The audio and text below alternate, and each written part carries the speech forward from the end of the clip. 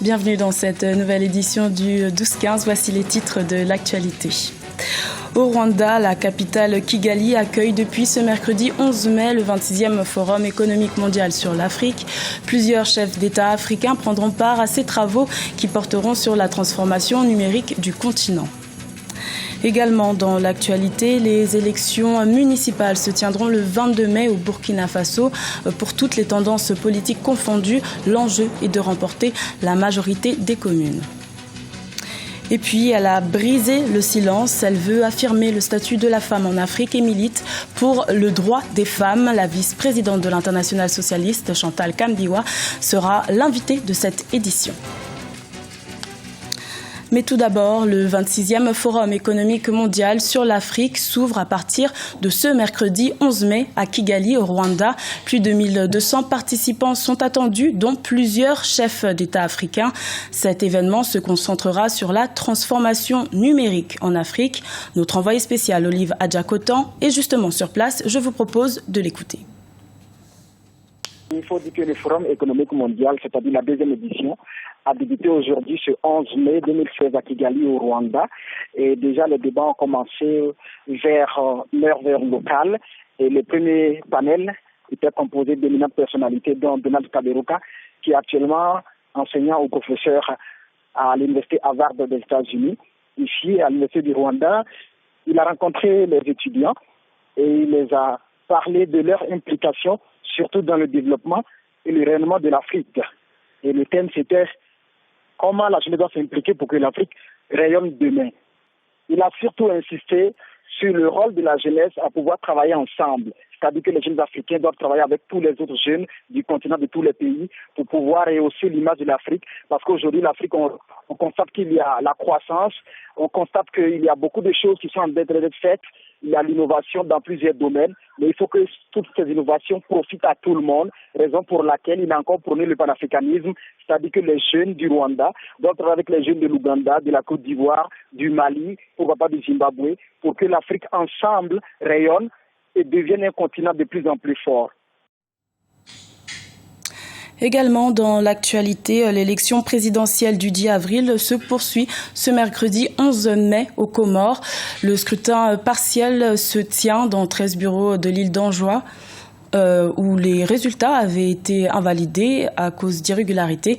Plus de 6000 électeurs sont attendus à ce nouveau scrutin qui devrait permettre de départager le dit vainqueur, Azali Assoumani, de son principal rival, Mohamed Ali Swalihi, séparé par seulement 2400 voix. La Cour constitutionnelle aura jusqu'au 16 mai pour proclamer les résultats définitifs.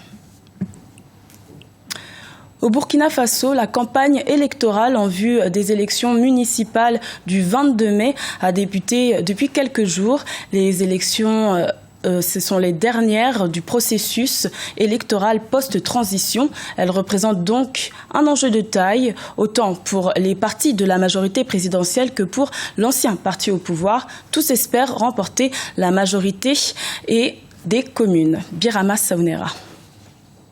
Au Burkina Faso, les électeurs sont appelés aux urnes pour les élections municipales le 22 mai 2016. Ce sont plus de 156 693 candidats qui vont à la conquête des 19 624 sièges.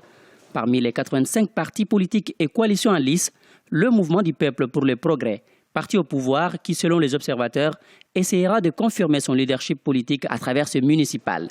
De l'autre côté, le Congrès pour la démocratie et le progrès, parti de l'ancien président Blaise Compaoré, compte revenir en force sur la scène politique burkinabé à travers ces élections. L'enjeu aujourd'hui, purement politique, c'est ça, c'est est-ce que le MPT va confirmer son leadership? Il y a des éléments à surveiller.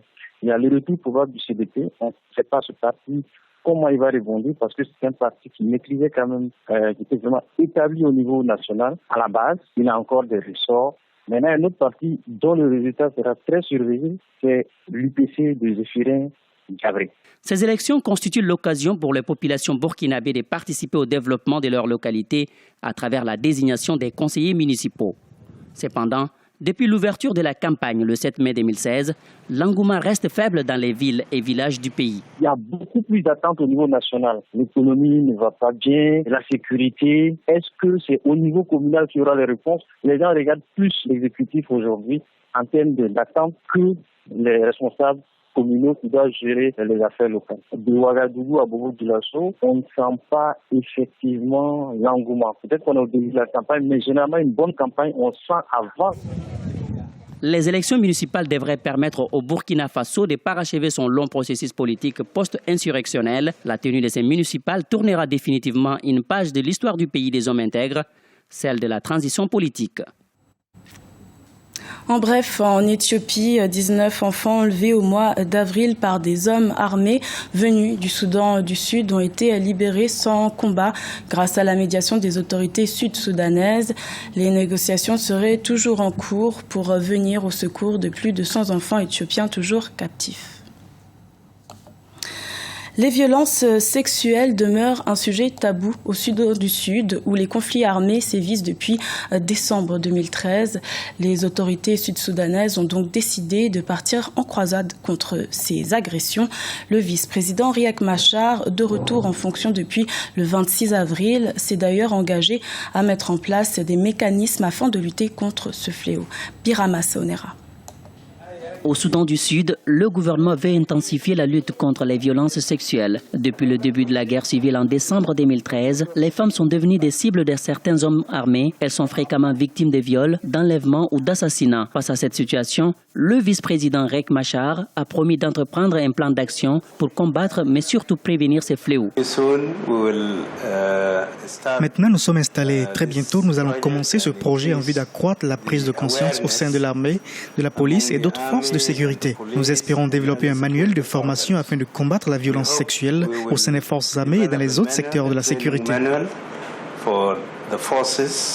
En 2014, le président Salva Kiir avait co-signé un accord l'engageant à traiter un certain nombre de questions spécifiques liées aux violences sexuelles. Selon un rapport d'Amnesty International publié en août 2015, les deux parties en conflit il y a encore quelques semaines ont commis des violations du droit international humanitaire et des violations flagrantes des droits de l'homme, dont des massacres, des viols et d'autres formes de violences sexuelles. Je vais tout d'abord féliciter Riek Machar pour cette nouvelle fonction et reconnaître le travail qu'il a accompli avec nous les 2 dernières années. Il a pu responsabiliser les troupes pour qu'il y ait la justice et que nous soyons en mesure de continuer à travailler sur la question de la violence sexuelle depuis son retour à Juba.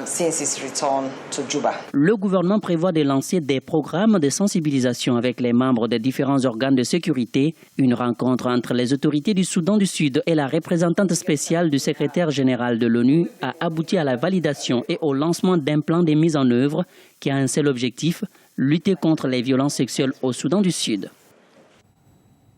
Elle s'appelle Chantal Kambiwa, elle est camerounaise, militante du droit des femmes, vice-présidente de l'Internationale socialiste et a décidé depuis quelques années de briser le silence sur les discriminations faites aux femmes. Nous la recevons aujourd'hui dans cette édition. Bienvenue Madame Chantal Kambiwa. Merci. Alors vous êtes présidente du Forum des femmes d'Afrique post-2015. Oui. L'actualité s'y prête. En Afrique du Sud, une juge de la Haute Cour de Pretoria va faire l'objet d'une enquête après avoir affirmé que le viol faisait partie intégrante de la culture sud-africaine noire. Des propos racistes, que dire ? Mais bien sûr, la violence, parce qu'il faut voir derrière tout ça la violence. La violence, dans le terme même, dans le sens propre, est une mauvaise chose. La violence freine la vie des êtres humains, brise la vie des êtres humains, freine notre développement et le développement durable tout simplement. Donc, en aucun moment, la violence ne doit être admise sous quelque forme que ce soit. Donc, il faut combattre la violence dans toute sa dimension. Tout à l'heure, j'ai vu dans l'élément passé la lutte pour les violences sexuelles au Soudan du Sud, mais cette lutte doit être dans tous les domaines. Elle est quotidienne, les femmes vivent sous pression. Et lorsque nous savons l'importance de la femme dans leur contribution pour le développement et le développement durable de nos pays, nous ne pouvons pas l'admettre. Elles ne peuvent pas travailler sous la violence. Et c'est d'ailleurs pour ça qu'au sein du Forum des femmes d'Afrique post-2015, nous allons nous atteler à parler plus de la violence. Nous allons y mettre un accent particulier et demander aux victimes de dénoncer. La seule manière d'arrêter la violence, c'est de briser le silence sur ce qui se passe autour de nous. Plusieurs actions sont menées pour le statut des droits des femmes en marge de la 60e session des Nations Unies sur le statut des droits des femmes qui s'est tenue en mars 2016. Votre ONG Servitas a organisé le Forum des femmes d'Afrique post-2015. En quoi ces rencontres vont-elles faire avancer le statut des droits des femmes? Justement, c'est parce que nous avons vu qu'en 2015, il y a eu l'échec des objectifs du millénaire pour le développement. Et la cause de ces échecs, pour la plupart de nos pays africains, sont connus. C'est la non-mise en œuvre effective des conventions, des lois prises en faveur de la femme par nos États même. Alors, le Forum va mettre sur pied des processus pour accélérer la mise en œuvre et la réalisation des objectifs énoncés dans toutes les conventions, protocoles et déclarations prises par nos chefs d'État. C'est-à-dire, nous demandons qu'ils passent du dire au faire. Et justement, par rapport à la politique, il y a très peu de femmes en politique et surtout en Afrique. Que faire? Comment remédier à ça? Il faut tout simplement revoir les cadres institutionnels, revoir les lois. Revoir les lois parce que nous avons vu ce que ça peut faire, une loi. Par exemple, au Cameroun, la révision du statut de la femme dans le code électoral a fait avancer un peu sur le nombre de femmes à l'Assemblée. Mais ça ne suffit pas. Il faut aujourd'hui qu'on parle tout simplement de parité. Nous sommes des êtres humains à part entière. Merci Madame Chantal Gambira d'avoir répondu à notre invitation. C'était le journal de la rédaction. Merci de l'avoir suivi. L'information continue sur Africa 24.